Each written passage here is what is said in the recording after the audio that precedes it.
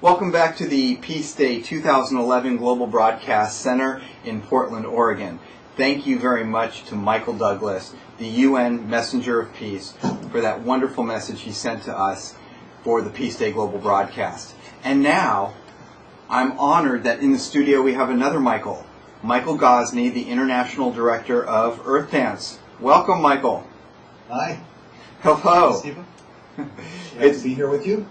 It's really a pleasure. I had a great time working with you on the event last week. Now this week we get to do the Peace Day Global Broadcast, and then directly following it, right after the 21st, there's some very special Earth Dance things taking place. Perhaps you could tell us a little bit about that. Well, sure. Well, thanks for the opportunity. We're in our 15th year of the Earth Dance Global Festival for Peace that takes place in multiple locations around the world on the same day every September in alignment with the International Day of Peace. This year the festival is on September 24th, Saturday, and as usual we have registered events from all over the world. We usually have over 60 countries represented and between 1 and 200 events. This year I think we're a little over 80 public events registered so far, and 40-some private events. And by next weekend, there'll probably be quite a few more. And a number of them are large festivals.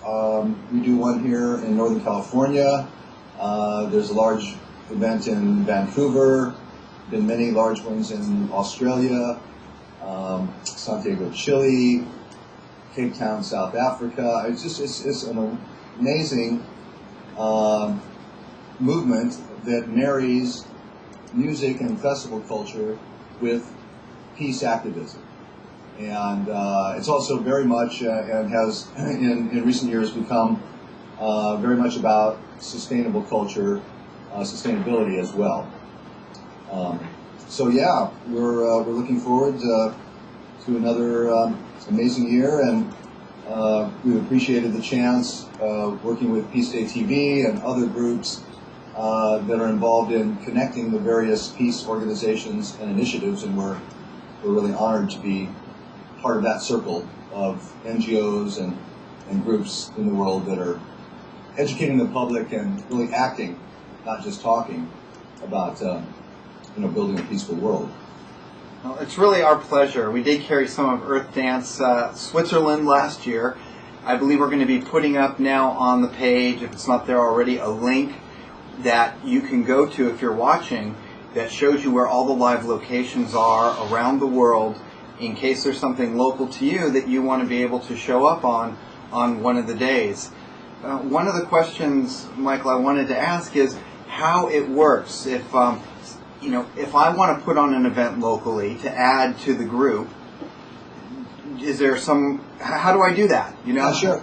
Well, we have, it all takes place at the main Earth Dance website, which is earthdance.org, and that's where event producers can register an event for their local area.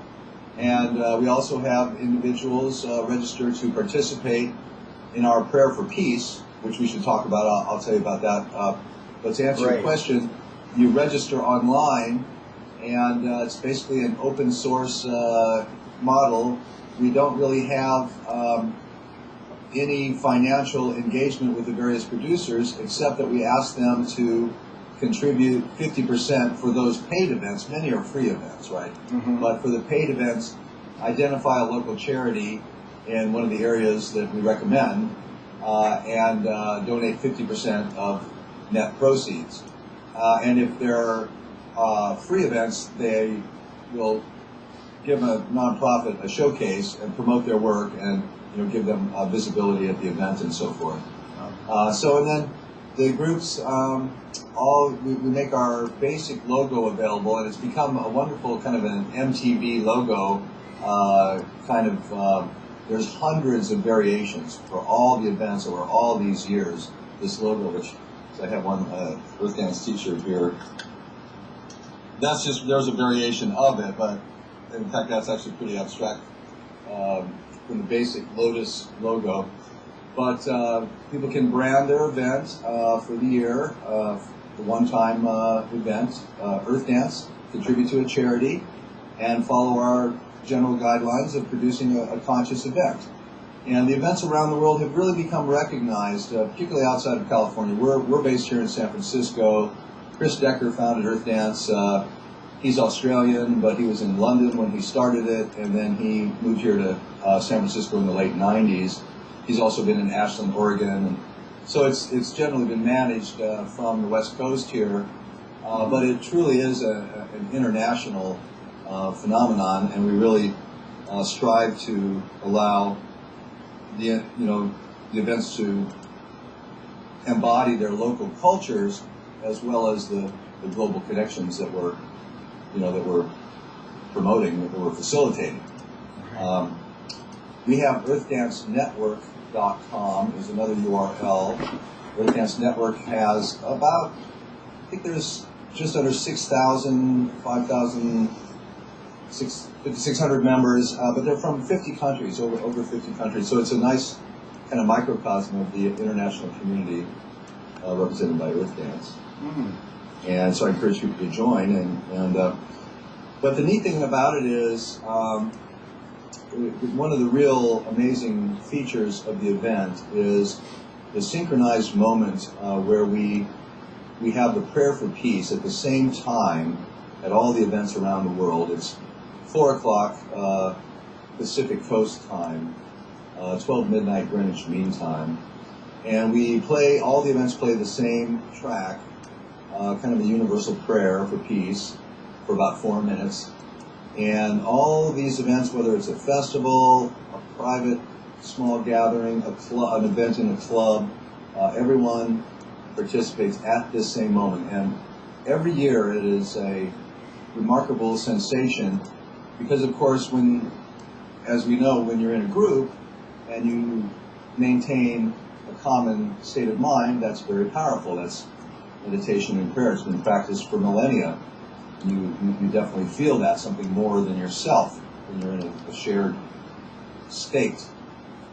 Well, when it happens all over the world with this shared intention, it is a feeling you just can feel it down your spine, And so we allow people, last year we started registering people to just participate whether they're at an event or not. And we know that we have just tens of thousands of people around the world coming to that moment with an intention for a peaceful world.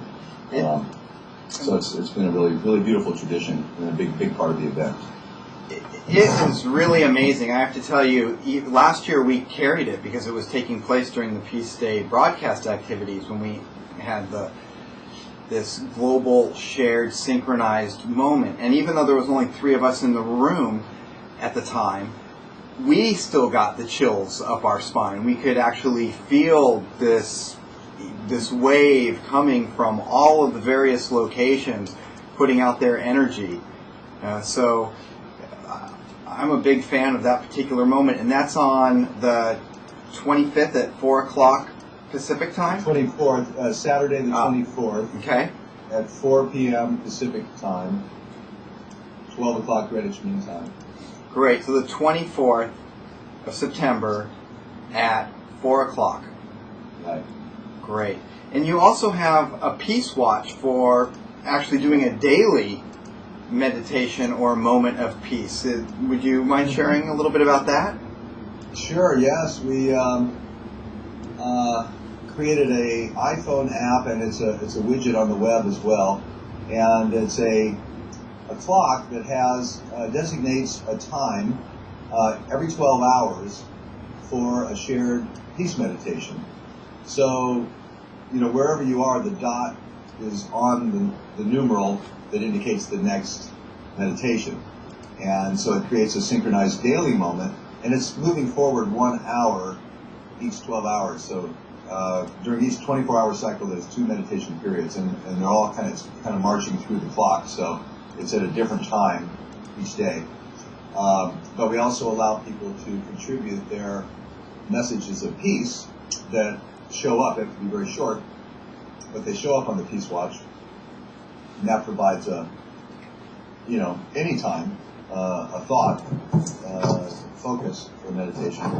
But the idea, again, of just engaging hundreds or thousands or ultimately, many thousands of minds with the same intention at the same moment, we know that it does have an impact. It's basically just an extension of those long repeated principles at play in our reality, where when we intend something, the world seems to support the manifestation of that intention. And more so when that intention is contributing to an individual's evolution, but also complementing the flow of evolution itself. So, when we ask for things, when we intend things, we tend to find that things we really need and things that really have a more holistic benefit to the overall system happen. And so extending that principle into the broader realm of our species-wide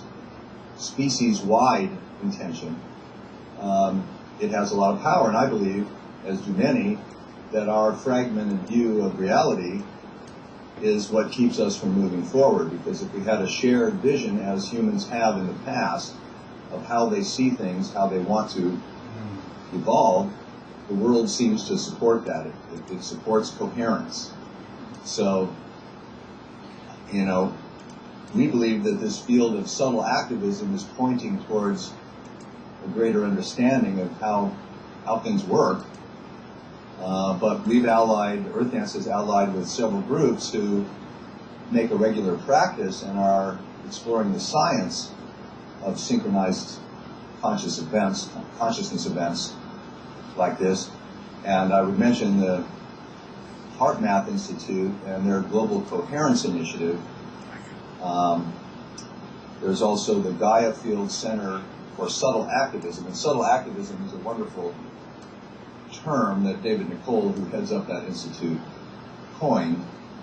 There's also a group called Common Passion, and they have put together some synchronized meditations involving over 1 million people.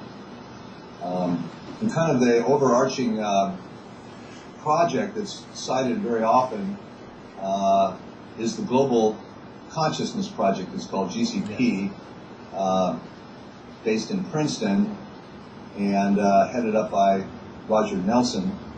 He and Dean Radin began this project over 10 years ago, and it was an extrapolation from the experiments Dean had been doing with random number generators, random number streams running across a computer screen, and test subjects attempting to alter the random number streams by creating coherence in the streams, essentially, order that shouldn't be there, just through their consciousness alone.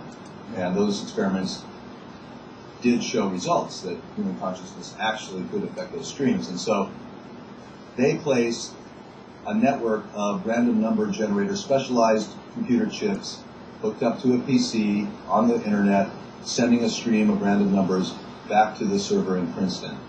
And there's 60 of these eggs, they're called, maintained around the world by a volunteer network of scientists and academics mostly. And so they analyze the aggregated stream of random numbers as well as individual streams, and they look for variance in the stream. And dramatic examples of prolonged variance show up in the random streams when events occur on the planet that engage millions of minds, or thousands of minds, if not millions, in the same state of mind. So when there's a major earthquake, when 9/11 happened, when large-scale synchronized meditations are produced, all of these events show up on this system. They've been gathering this data for over 10 years, as I say, and it is really quite a profound project. Roger wouldn't profess to have an explanation for the phenomenon. All they're doing is observing it. But many have ideas on what's happening. The quantum reality kind of camp would attest that there's something going on there. in the quantum moment, when consciousness is aligned, it's affecting the whole field of the planet somehow. So, anyway, that's a long talk on that, but it's quite fascinating to know that there is science behind this. The Transcendental Meditation Group worldwide, they've done a lot of studies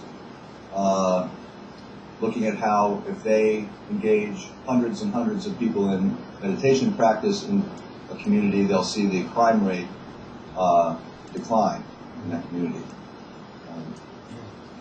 No, actually, I'm really glad that you brought that up, because at the end of the day, or I should say at the beginning of the Peace Day, the whole reason for the broadcast starting a few years ago and the people putting their time into it was that our thinking also was that we need to affect a certain number of consciousness, that we do have the shared mind field. At the end of the day, there is a quantum reality where molecules are broken down to atoms, down to subatomic particles, down to strings, and those strings are consciousness, and they're all interconnected in not only the Gaia field of the planet Earth, but the greater universal field of consciousness. And if we want to make a difference, this could be one of the ways where there was a whole out there, by bringing together all the various groups and people like yourself who are working towards peace building, educating, and bringing consciousness together. And honestly, we normally don't get a chance to discuss that part of what PeaceDayTV is about, and one of our reasons for being. So I'm actually quite grateful that you brought that up. Well, good. Well, it's a subject I enjoy for sure. And but what's it's very encouraging to know that we all essentially have a vote in reality, and just our intention, the directions that our minds take us, that we want to see happen, our visualization, it has power. And but events, marrying events with information on how to take action, how to contribute. Everybody can contribute something, and it's not just about writing a check to a charity. It's about getting involved in something. That's really what it's all about with events. It's not just about having a good time and celebrating, which is all great. That's what, in a way you could, as we've observed before, listening to music with your friends on a beautiful day is the opposite of being at a state of war. It's kind of what we're all striving for in whatever cultural context, is just to enjoy the magic of life, to thrive. And so I think that there's every reason to celebrate peace and what we have, but also be aware of the great deficit, in what it really requires to have a peaceful culture and to bring people out of the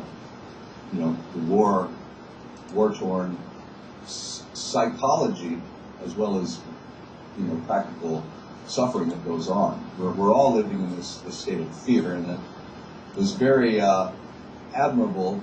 The Event Project, and celebrating and marking the 10-year anniversary of 9/11, and I use the word celebrating because celebrating the shift to love, changing the fear to love, and celebrating the future that we all know is possible. I think that was a brilliant event, and I'm just hoping to see more work, bringing people together and understanding, the power that we all have, and we need to break out of the limitations that have been put on us by our own making. The commercial, advertising-driven reality, the definition of what it is to be human that we see on TV. We're breaking out of that, and we're understanding how we can participate in the world beyond what we've been conditioned, to believe. Very well said. That's one of the reasons I love Earth Dance, and I have for many, many years. That I think that's a really great way. People do want to show up for entertainment, and more are going to show up when you have community acts that people know and appreciate. I know some of your events have huge acts, like Michael Franti, one of my favorites, and bringing people in that way who wouldn't otherwise show up if it was just about the the greater good, as it were, moving forward and doing consciousness activities, but actually also putting entertainment together with it, I think is just brilliant. It works great. So. Well, I want to say, Earth Dance exists through the will of, participants all over the world, enthusiasm, and the magic of music, but there's just been a few individuals driving the international nonprofit, just down to a handful who put in the money and the time and resources to make it happen. So we're working on ways to, expand what we're doing and create a better infrastructure so that we can actually just do it better. We did launch a campaign recently with Rainforest Action Network, tying in with the theme, the United Nations theme of the forest this year. And so the Earth Dance theme is preserving the forests. And so we have a campaign where we've created an album as a free gift. And I guess this sounds a little bit like an ad, but go right ahead. $50, you get this free gift, and it's an album. And we got together with Critical Beats, which is a wonderful nonprofit that puts electronic music major artists together with Amazon indigenous musicians. And so this is an album of collaboration. This beautiful down-tempo works with Govinda and DJ Spooky and Blue Tech, Mystical Sun, top talents, and it donates. The donation benefits Earth Dance, Rainforest Action Network, and also Amazon Voice and Green World. It plants a tree. So $10 you plant a tree, and you benefit these 3 nonprofits. Amazon Voice is providing indigenous peoples in the Amazon with communications infrastructure so that they can take action in their local communities. Awesome. And Blue Tech is a very famous electronic music composer, is supporting that. And RAN is, of course, Rainforest Action Network, fantastic organization working all over the world. And so we'll see how that goes, but we figure if we're asking for support, we want to give a gift back for the gift of support. And we'll see how that goes. But it's called Peace Trees. Peace Trees. And the free album is Critical Beats for Gaia. Great. So, great. Anyway, we're really hoping that people will tune in this year from wherever they are and participate in that special moment, the Prayer for Peace moment with us, and find an Earth Dance event nearby, possibly. Earthdance.org is the main site. The Earth Dance Peace Watch, that's the URL, earthdancepeacewatch.com.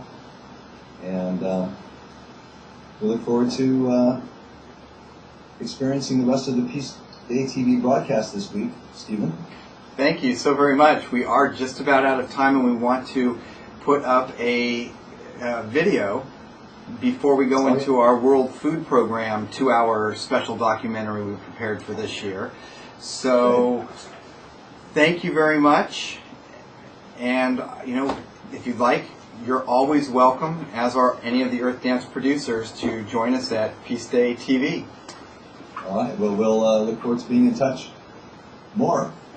Good luck on everything. Thank you, Michael. Blessings. Bye-bye. Bye.